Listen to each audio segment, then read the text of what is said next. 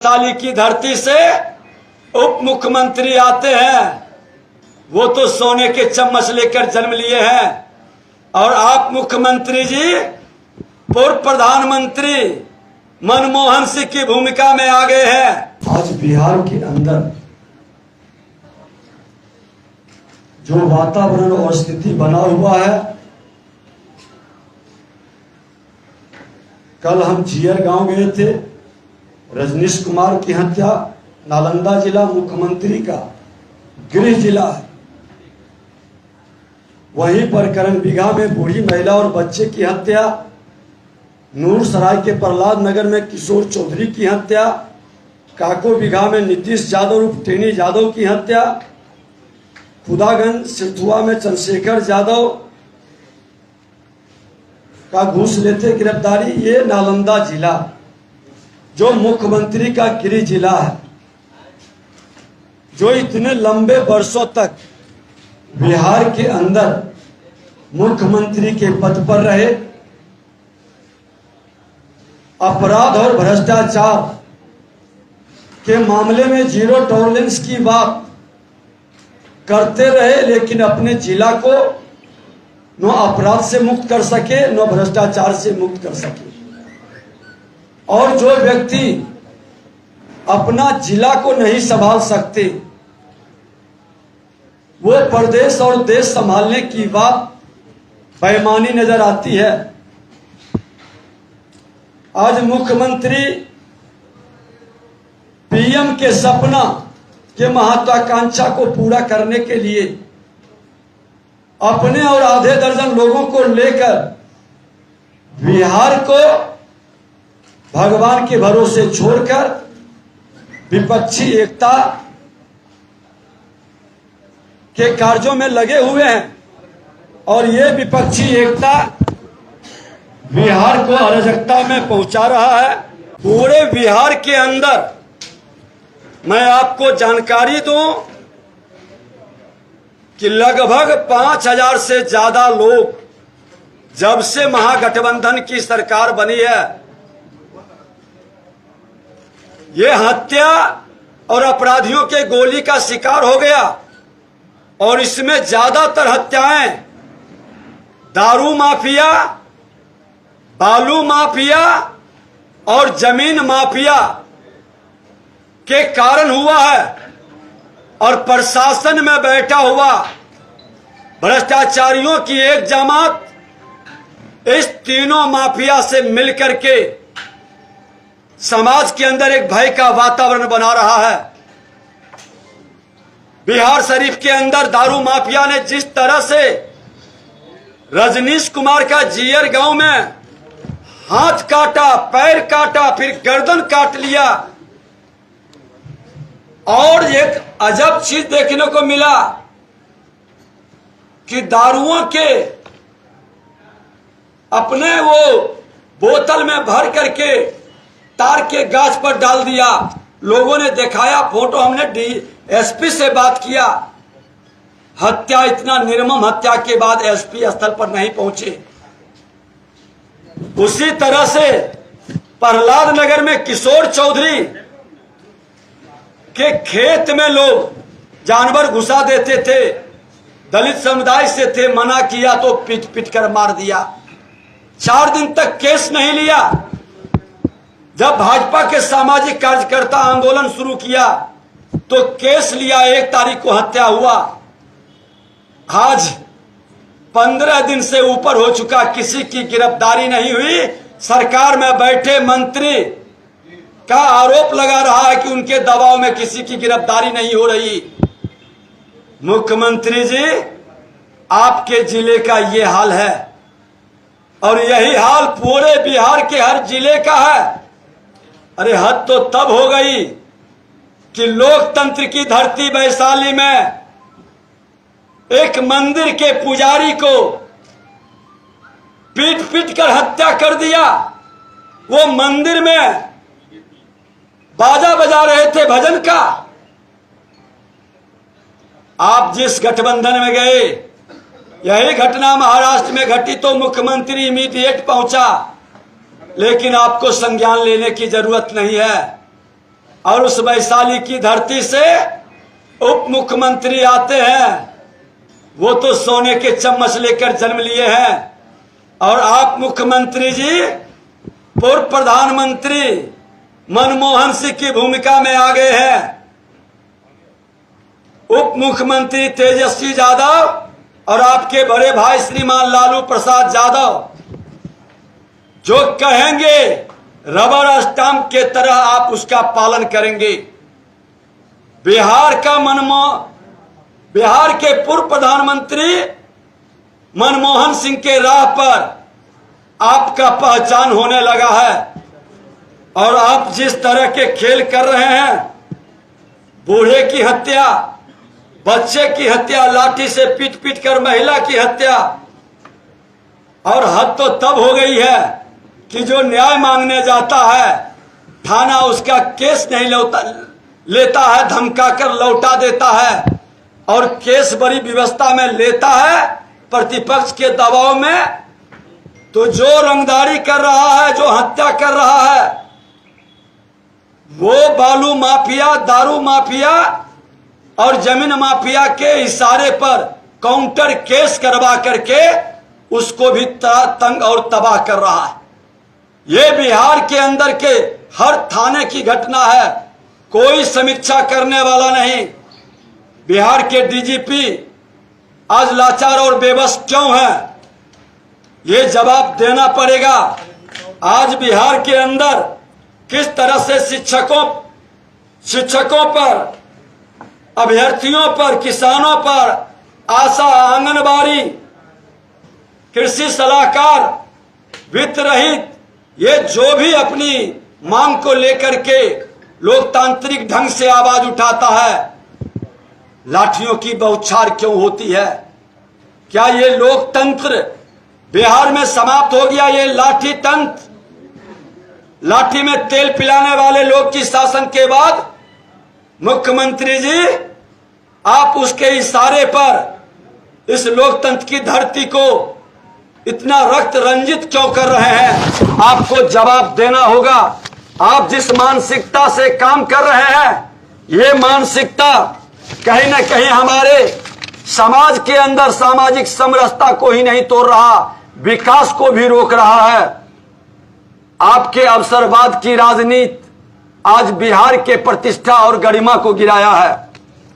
बिहार के मुख्यमंत्री, आप वही मुख्यमंत्री नीतीश कुमार हैं जो नालंदा विश्वविद्यालय और विक्रमशिला विश्वविद्यालय पर बड़े गर्व से बोलते थे, सांस्कृतिक विरासत को बचाने का बड़ा नारा देते थे।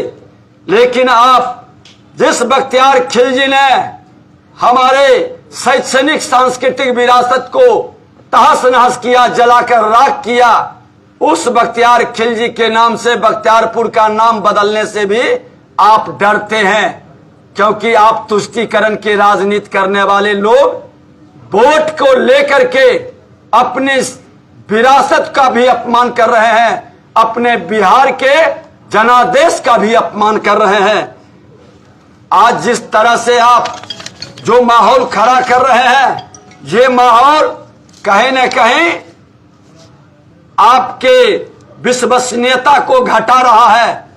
और जिस तरह से आपने भारतीय जनता पार्टी के विधानसभा मार्च शांतिपूर्ण ढंग से लाठियों की बौछार किए और हमारे एक कार्यकर्ता शहीद हुआ, कई लोग आज ब्रेन में लाठी लगी है, अस्पताल के अंदर भर्ती है।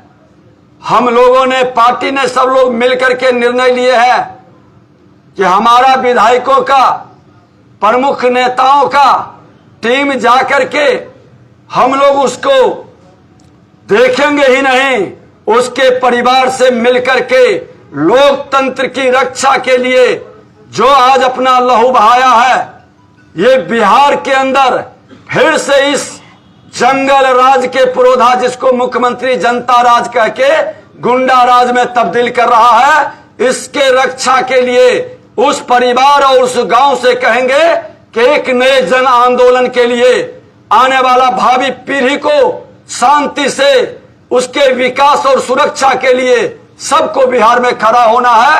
ये अभियान कल गणतंत्र की धरती वैशाली से शुरू करेंगे।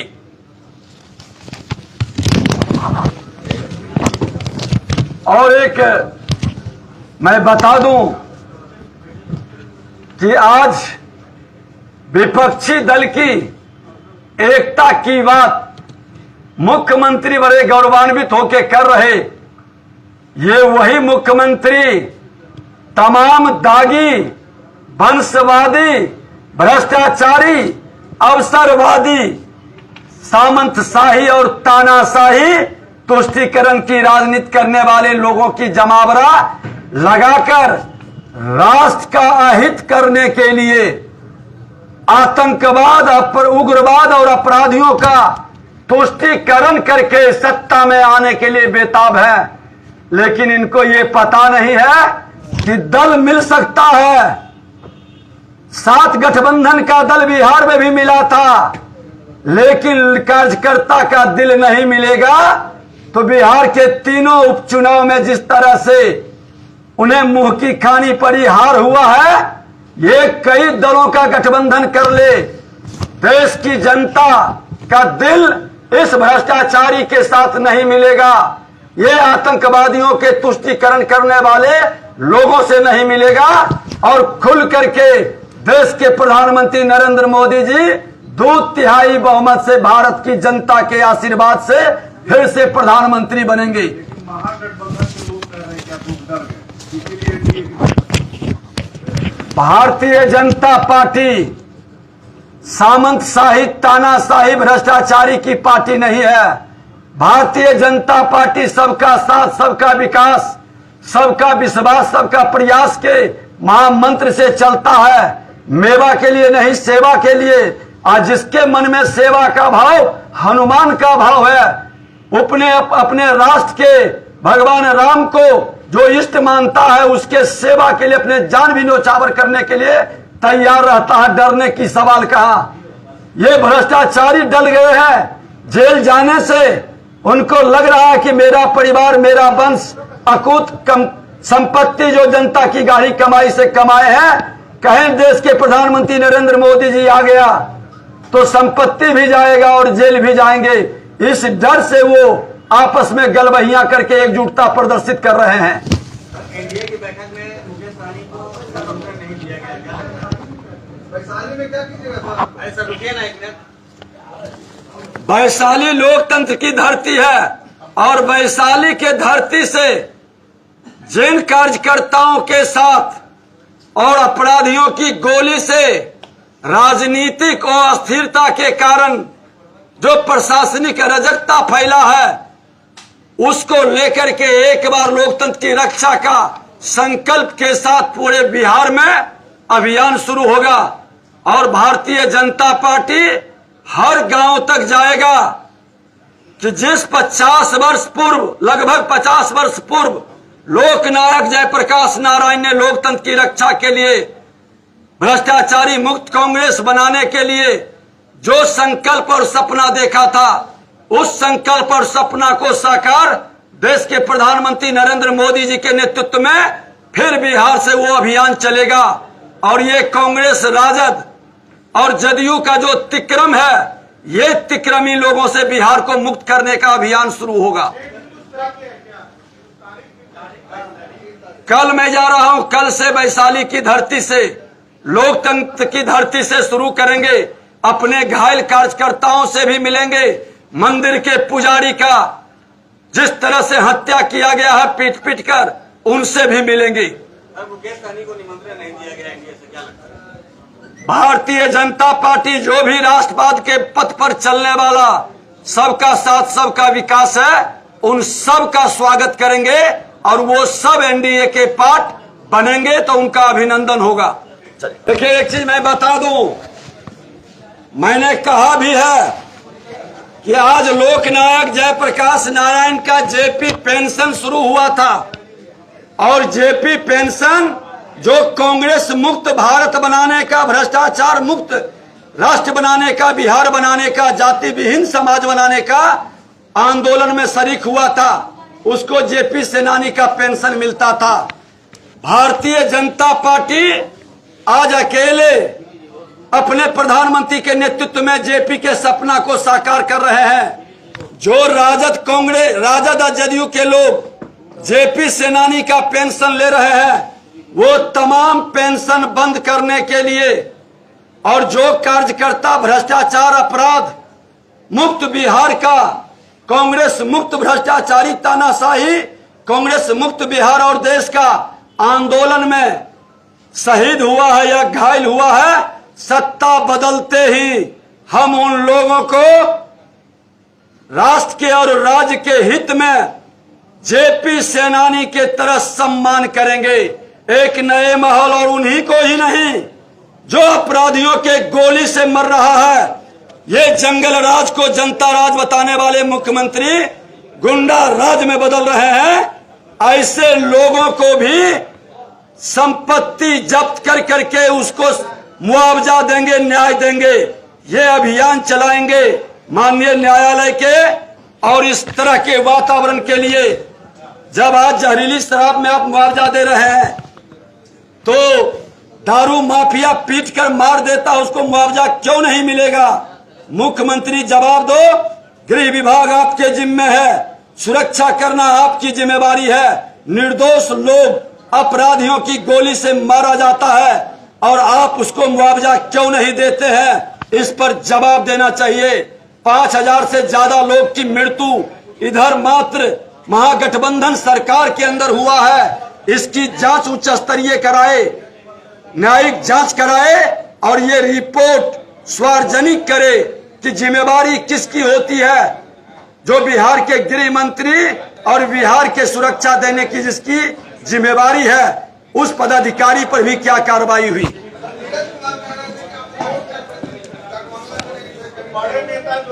देखिए, प्रवक्ता की बात हमारे प्रवक्ता बोलेंगे, लेकिन मैं कह देता हूं कि बहुत लाठी बरसाया विजय सिन्हा पर भी, तुम्हारी लाठी का कोई असर नहीं हुआ है। तुम गोली भी चलाओगे उसका भी असर नहीं होगा। लेकिन जब जनता की लाठी जब चलेगी जिसमें आवाज नहीं होगी और तुम लोग रोड पर बिलबिलाओगे और विजय सिन्हा उस समय जजमेंट और न्याय करेगा।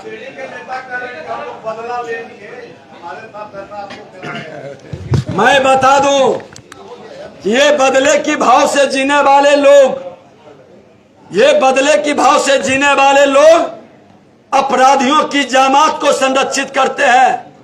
विधानसभा के अंदर लाठी चार्ज किया था, वह लाठी चार्ज किसके इशारे पर हुआ था?